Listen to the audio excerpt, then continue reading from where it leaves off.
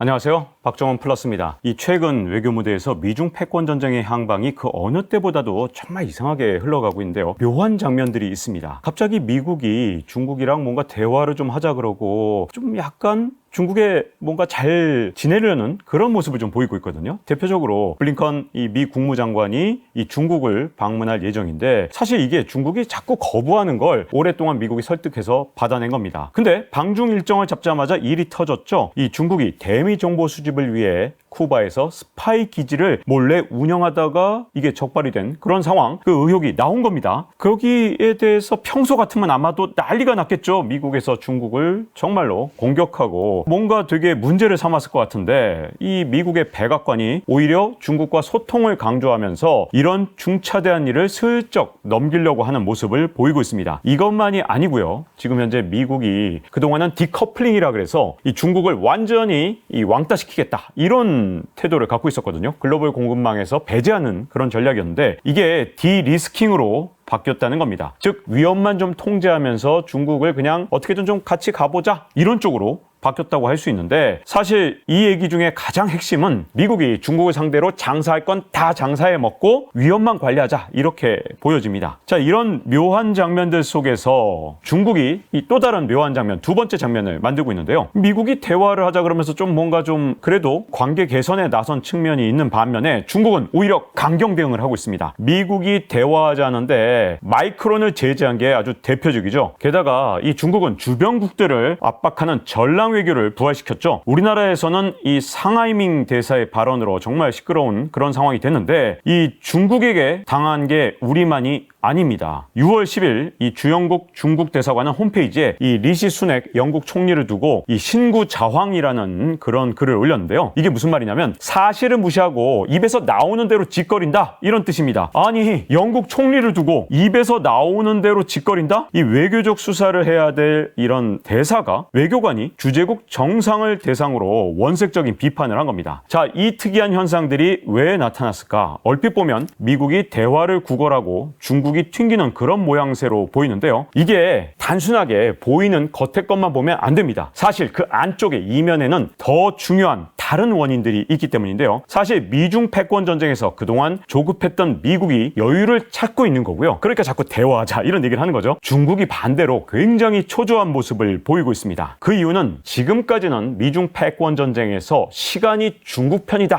이런 시각이 정말 많았는데 이 중국 입장에서 20년만 지나봐라 우리가 이긴다. 미국은 20년 내로 못 막으면 패권을 중국에 빼앗긴다. 이런 생각들이 있었습니다. 그러니까 시간이 중국 편이라는 그런 생각 때문에 중국은 약간 여유가 있었던 반면에 미국이 굉장히 초조하게 계속 중국을 연타로 때린 겁니다. 요게 지금까지 상황이었다면 이게 묘하게 조금씩 바뀌고 있는 사실이 지금 현재 나타나고 있습니다. 왜냐하면 이 중국이 이전에는 중진국 함정에 빠지지 않고 계속 성장을 하니까 야 이대로 가면 미국이 지금 여기 있다면 중국이 이렇게 따라와서 야 이거 역전하겠네? 2030년 정도가 되면 역전하겠어? 이런 걱정을 하고 있었는데 그러다 보니 이게 중국이 여간 껄끄러운 게 아니었거든요. 자, 그런데 지금 뭔가 묘하게 바뀐 게 뭐냐? 가장 대표적으로 먼저 포문을 연 사람이 바로 레리 서머스 하버드대 교수입니다. 이분 전 미 재무부 장관이자 대표적인 미국의 띵크탱크 중에 한 명입니다. 이분의 정말 놀라운 예측력, 바로 인플레이션 관련 예측력을 발휘한 적이 있었는데요. 이 파월 페드 의장이나 아니면 옐런 미 재무부 장관 그리고 폴 크루그먼 노벨 경제학상 수상자 이런 분들이 이구동성으로 인플레이션이 안 온다 2021년에 그렇게 얘기를 했는데 여기에 맞서서 진짜 나 홀로 인플레이션 곧 온다 이렇게 인플레이션을 맞췄던 경제학의 대가입니다. 그런데 이분이 2022년 10월에 블룸버그와의 인터뷰에서 이런 말을 했습니다. 6개월이나 1년 전만 해도 중국 GDP가 어느 시점에선가는 미국을 추월하는 것이 자명하게 보였지만 지금은 매우 불확실해졌다.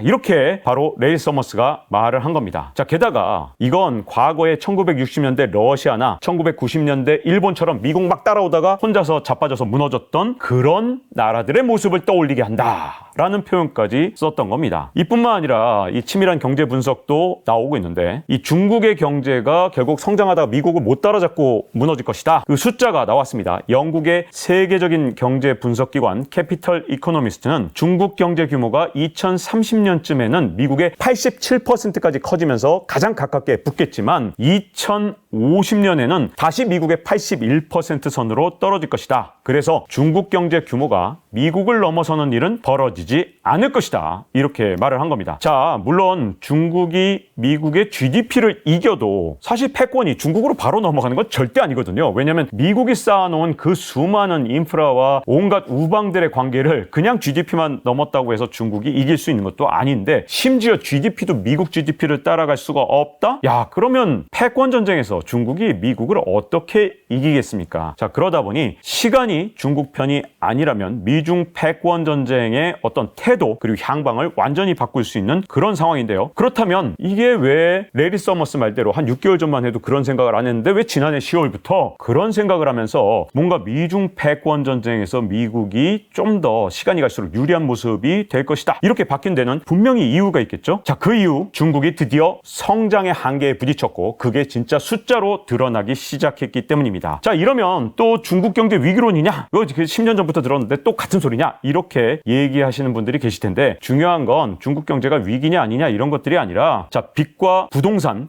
즉 부채를 태워서 그리고 부동산 시장을 띄워서 지금까지 고속 성장을 했던 중국의 성장 동력이 더 이상 작동하지 않는다면 앞으로 고성장 신화가 결국은 꺾일 수밖에 없다, 이런 생각들이 최근 들어서 나타나기 시작했거든요. 특히 코로나19에서 오랫동안 회복하지 못한 중국 경제가 리오프닝을 한다 그래서 이번엔 좀 회복을 하겠지라고 생각을 했는데, 리오프닝 한 다음에도 별로 회복이 안 되다 보니까 지금 이제는 이거 뭐 중국 별거 아닌데? 이런 생각이 이제 들기 시작한 겁니다. 자, 그 이유가 중국은 지금까지 사실은 고속성장 동력, 이게 사실 2008년 글로벌 금융위기 때 중국도 한계에 부딪혔었습니다. 근데 왜 그동안 한 10여 년 동안 고속성장을 할 수 있었느냐? 바로 부동산 가격을 부풀리고 빚으로 바로 성장을 했던 건데, 자, 제가 한번 그래프를 한번 보여드릴 텐데요. 중국이 과연 얼마나 빚을 졌는가 진짜 한눈에 볼 수 있는 겁니다. 미국과 중국의 총 부채 비율입니다. 기업부채, 가계부채, 정부부채를 모두 합쳐서 GDP 대비로 얼마나 높은가를 보여주는 건데, 2008년 글로벌 금융위기가 오기 전까지만 해도 미국이 240%, 중국은 150%밖에 되지 않았습니다. 근데 중국의 성장 동력이 사실상 약화되면서 빚을 태우는 방법, 즉 막대한 빚을 져서 이걸로 투자를 억지로 이끌어내는 방법 외에는 성장을 할 수 없게 되다 보니까 그 뒤로는 빚에 의존한 성장이 됐고요. 2022년 3분기 현재 총부채 비율은 미국이 257%로 크게 변화가 없었던 반면에 중국은 무려 296%. 야, 이 비율을 보세요. 거의 2배 가까이 늘어난 거고요. 이제 금융 선진국이라고 하는 미국을 능가하는 수준까지 늘어난 겁니다. 자, 근데 이게 빚이라는 게 참 성장을 이끌어낼 때는 참 좋은 겁니다. 다 죽은 경제도 당장은 살아난 것처럼 포장해주는 힘이 있는데요. 빚을 이렇게 자꾸만 태우면서 성장을 할 때는 빚으로 그냥 억지로 그냥 다 부채 만들어서 공장 때려 짓는데 성장을 한 것처럼 자꾸만 이 데이터가 나옵니다. 그런데 사실은 막 망해가도 이게 잘 지표로 잡히지 않았던 거죠. 자, 그리고 그동안은 미국이 글로벌 금융위기나 아니면 팬데믹 위기 같은 위기를 겪으면서 이 2번이나 위기를 맞는 바람에 0%에 가까운 초저금리가 유지되면서 빚더미 성장이 아무런 문제가 없는 것처럼 겉으로는 보였던 겁니다. 자, 그런데 이렇게 빚에 의존해서 성장을 계속할 수 있겠느냐? 정말 쉽지 않죠. 언젠간 문제가 생기는데 어떻게 문제가 터지느냐? 항상 금리를 인상하면 그때 문제가 터집니다. 미국이 기준금리를 인상하면서 이게 문제가 됐는데, 연준이 0에서 0.25%인 기준금리를 5에서 5.25%로 무려 21배나 올렸죠. 자, 이렇게 금리가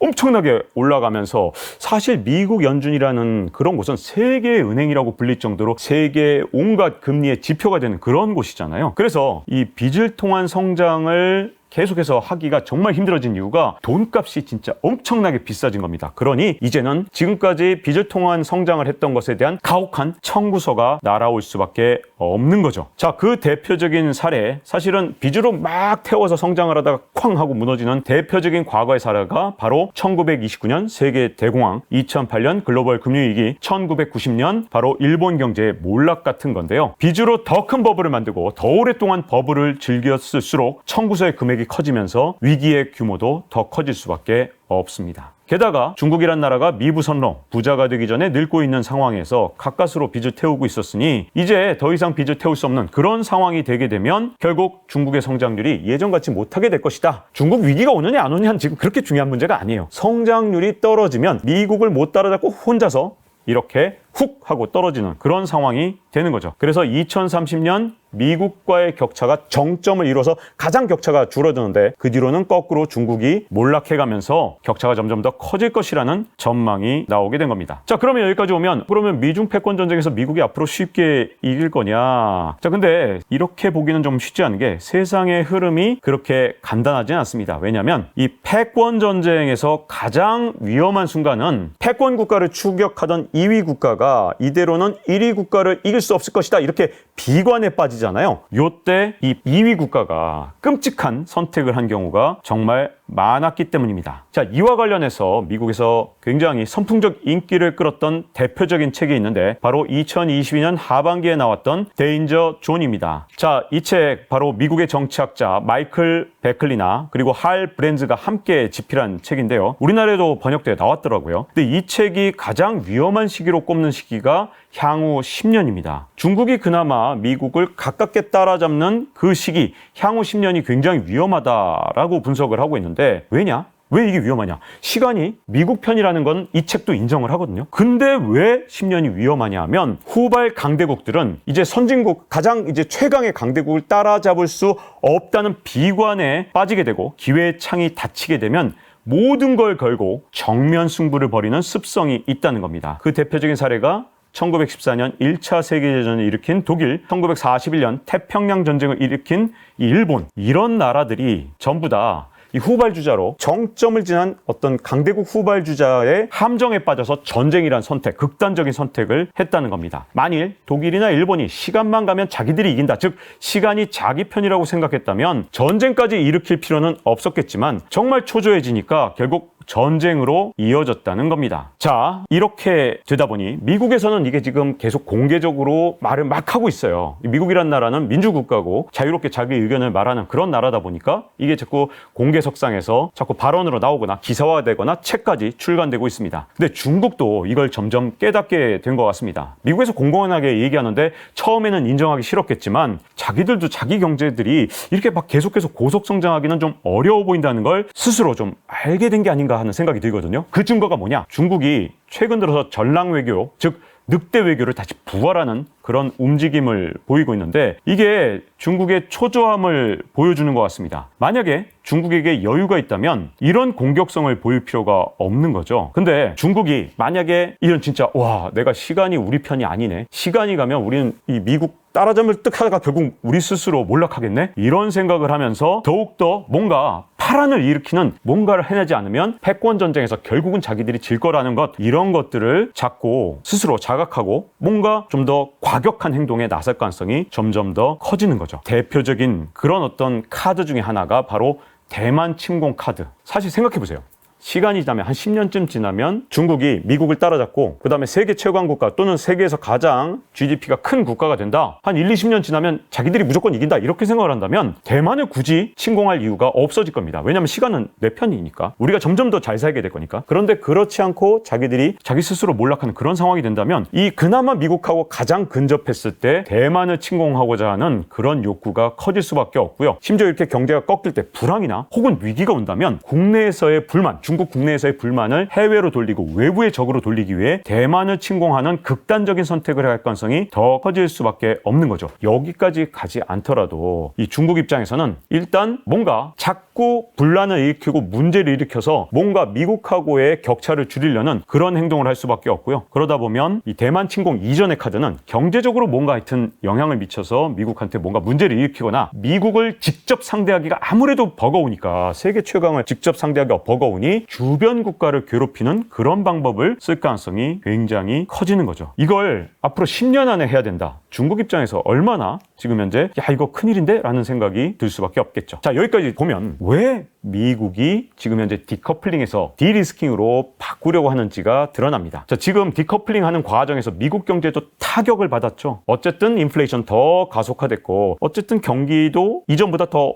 좋지 않은 그런 상황이 됐거든요. 그러니까 지금 미국이 선회를 한 겁니다. 야, 시간이 우리 편이라면 위험만 관리하고 중국을 상대로 계속 장사해서 물건 많이 팔아먹고 중국을 통해서 인플레이션을 좀 잠재워보자, 이런 생각을 할 수밖에 없는 거죠. 근데 중국 입장에서는 이제 선택지가 있는 거죠. 지금 이제 어쨌든 미국한테 계속 패권 전쟁으로, 기술 패권 전쟁 이런 상태로 계속해서 제재를 받아왔는데, 미국이 일시적으로 조금 관계 개선하자, 뭐 많이는 안 할 겁니다. 많이 조금 하는 거죠. 조금. 그때 약간 손을 잡고 그래도 이 위기에서 돌파를 할 것인가, 아니면 야 이거 10년밖에 기회가 없는데 미국이 약간 좀 화해하자 그래서 이걸 내가 받아줬다가는 이 기회를 놓치겠다, 무조건 세게 때리자, 마이크론 제재처럼 할까, 이 선택지가 중국한테 있기 때문에 중국이 어떤 선택을 할 것이냐, 그건 이제 굉장히 앞으로 세계 패권 전쟁에서의 중요한 역할을 하게 될 것 같고요. 자, 중국이 어쨌든 이렇게 미국과는 약간 화해를 할지 안 할지, 이거는 사실은 이제 중국이 전략적으로 어떻게 분석을 할 것이냐, 여기에 달려있다고 보는데, 근데 문제는 중국 입장에서 미국을 맞상대하기는 되게 힘들잖아요. 그거는 뭐 상대가 안 되니까, 너무 아직도 격차가 굉장히 크죠. 그러니까 중국은 어떻게든 주변국들을 이용하려고 할 것이기 때문에 앞으로 중국의 전략이나 이권 추구에 우리가 이용당하는 건 정말 경계해야 될 것 같고요. 또 반대로 중국이 초조해져서 뭔가 타격을 동맹국한테 미치려고 할 때 그 첫 번째 대상이 되지 않도록 하는 것도 중요할 것 같습니다. 양쪽이 사실 반대죠. 중국한테 이용당하지 않는 것, 또 중국한테 가장 먼저 타격의 대상이 되는 것, 이 양쪽 다 피해야 되기 때문에 우리 외교가 앞으로 상당히 좀 앞으로도 여러 가지 도전에 직면할 것 같습니다. 그래서 앞으로 외교 전략에서 정말 중요한 건 미국의 디리스킹 선의 전략이 과연 어떻게 될 것이냐, 중국은 어떻게 할 것이냐, 그리고 미국은 어쨌든 중국을 상대로 장사할 건 다 하고 어쨌든 또 위험을 관리하자, 이런 상태잖아요. 그 관계의 변화에서 우리가 어떻게 중국을 상대해야 될지를 잘 정해야 될 것 같고요. 그 과정에서 중국에 대해서 당당하게 요구할 건 요구하고, 뭐 예를 들어서 필요한 건 서로, 예를 들어 우리 국익에 도움이 되는 선에서는 교환할 건 교환해야 될 것 같은데요. 최근에도 삼성에서 이 반도체 기술 탈취, 이 부분이 드러나면서 굉장히 충격을 줬죠. 저는 중국 관련 이런 취재를 정말 많이 했었는데, 우리나라 옛날 세원텔레콤, 이런 DK 모바일 이런 회사들 있잖아요. 정말 생산 라인 거의 중국에 주다시피 하고 거의 빼앗기다시피 한 그런 경우들 정말 많았습니다. 근데 그런 데 대해서 우리가 지금까지 제대로 당당하게 요구를 하지 못했던 측면이 굉장히 많은데, 지금 어떻게 보면 중국과 당당하게 요구할 건 요구하면서 동시에 국익을 추구할 수 있는 굉장히 좋은 기회이기도 하기 때문에 정말 현명한 해법을 찾아가는 그런 노력이 대한민국의 미래에 정말 중요할 것 같습니다. 자, 박정훈 플러스 이제 마칠 시간이 됐습니다. 다음 시간에 뵙도록 하겠습니다. 감사합니다.